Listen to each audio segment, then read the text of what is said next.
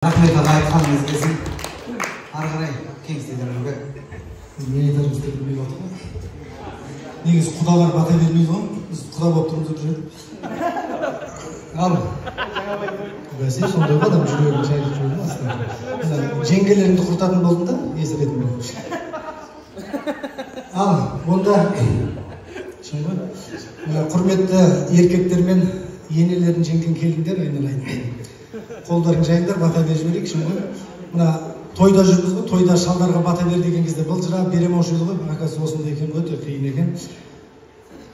Келген қадамдарға гүл бітсін, құрметті жастар, болашақ сендерде ырзамыз, бізде кәрі болып тұрған түгіміз жоқ. Сендерден бір 3-4 жас үлкенбіз дегенмен де жастарға ырза болып отырмыз. Кіргеннің өзі креатив, мотивация өте әдемі, әзіл, жарасымды, шынымен берік ондай чмо деген әңгіме жоқ.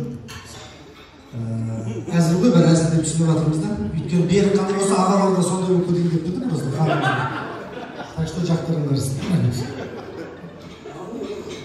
Ағы тауларын жұмаққа, көңілдерің мөлдір бұлаққа, айнала жайқалған құраққа, ол қыздарымыз жанған шыраққа айналсын. Давай. Шөмізді ішіп алайық, қалам ғой.